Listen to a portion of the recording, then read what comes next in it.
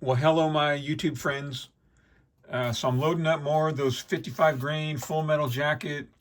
That's 40, I think.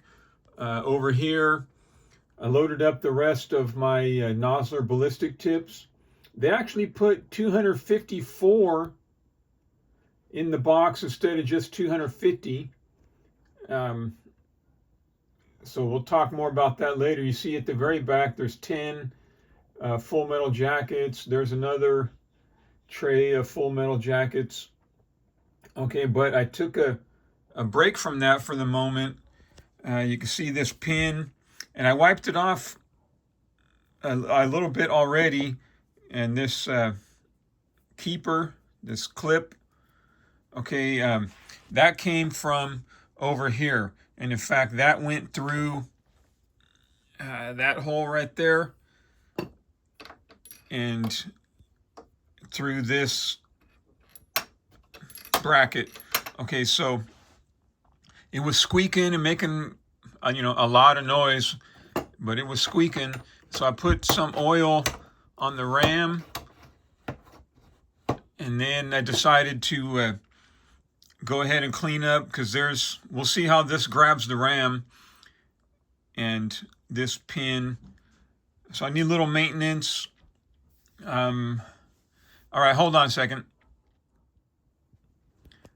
All right, so this Lee turret press has a 3-piece arm. There's a captured pin, right, that goes in right there. And you can see I marked the teeth, so they'll line up exactly where I want them when I reassemble it. All right, I'm gonna clean that up, degrease it real good. All the pivot points. Here's the captured pin.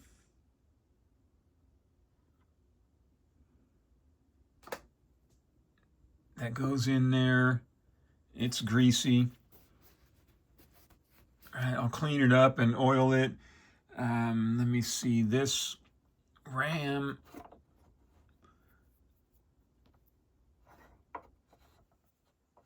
So if I have to pull this out, there's a clip right there. I'll probably, I don't know, we'll see. If I pull, I'll have to pull these, and then this swinging bracket right here will drop out.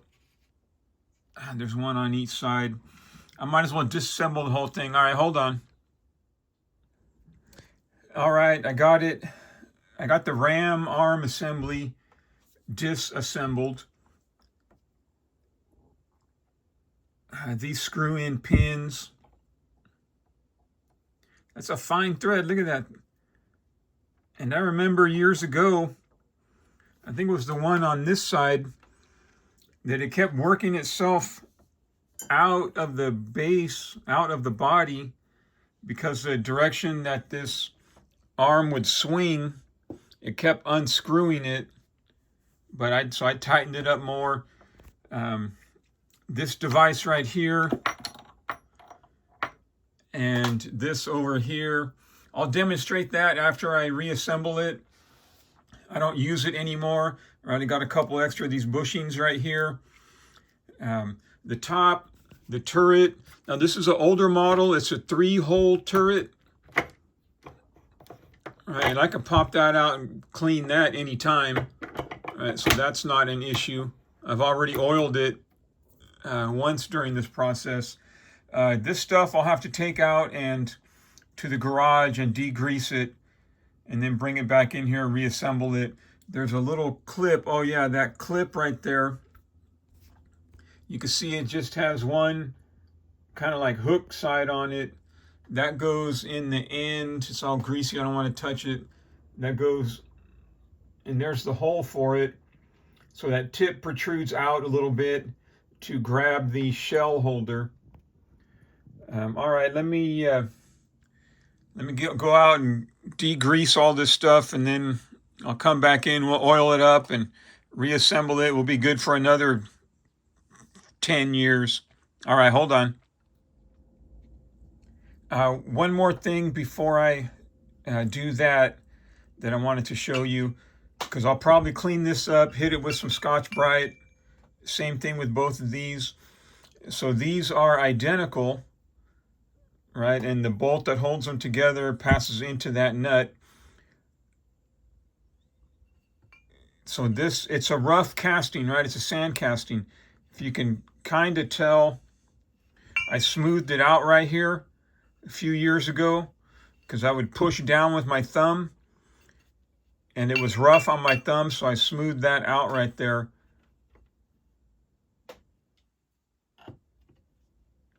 If you can tell, because it might not be apparent after I clean this up. And this wooden ball, it's just forced on there. There's just friction is the only thing holding it on there. It doesn't have any set screws or anything. So I got to be careful with that because it has popped off in the past. But this is ambidextrous, right? Because these are equal or identical. You can turn this, you can put this on this side or on this side, depending if you're right or left-handed. And the turret press itself, you can move this front support stud bar to over here, depending on whether you're right or left-handed. I don't know how the new ones are, the 4-hole turret presses. This one is an early 1990s model. And I put stickers or this kind of labels, because there's holes right here in the casting and they would fill up with debris, with primers, and you can see there's some little tiny amount of gunpowder right there. So that, and those are blind holes, they don't pass all the way through. Whereas if anything falls right here, it will come out the bottom. So I got that on there for that reason. All right, hold on. All right, my friends. So I degreased everything. I just sprayed some Croil on a rag and wiped everything down. All the bearing surfaces have been decreased and cross-hatched. I hit them all with 600 grit wet and dry sandpaper.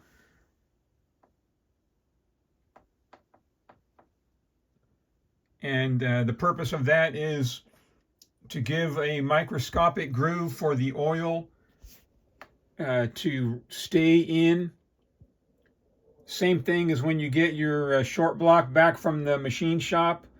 All the bores have a real nice crosshatch, right? Those stones, they sell those stones so you can dress. You can dress the bores yourself.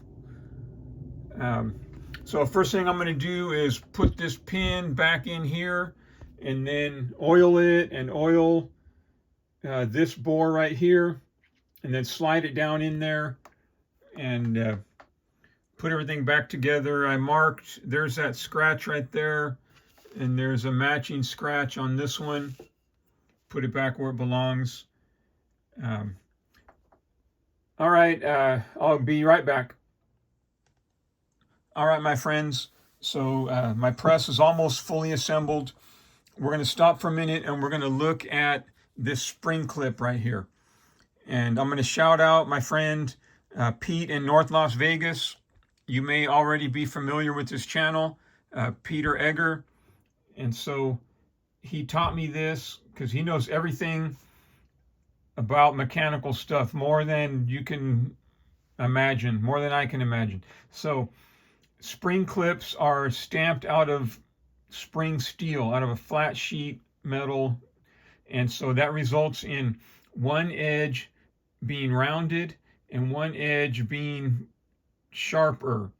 So like in this case, so if you look carefully at the edge of it, you'll see that what we'll call the rounded edge is on the right and the sharp edge is on the left. So if there's a lot of side loading in your application, then in this case, you would want the side loading pressure to push from right to left, right? So that the sharp edge of the spring clip will dig into the groove, right? So if it was turned this way, and there was a lot of right to left side loading, then that would allow the spring to slide against the groove and pop out.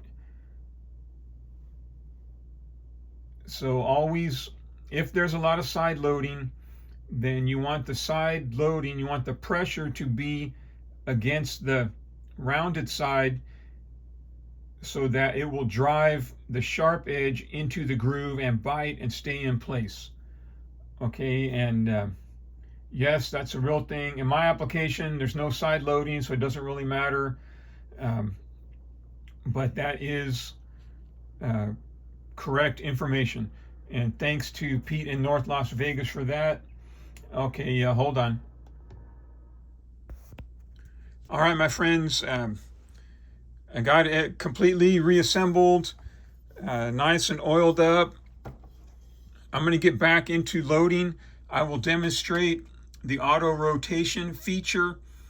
I'll make that a different video because this one's getting pretty long already. So you folks have a good day.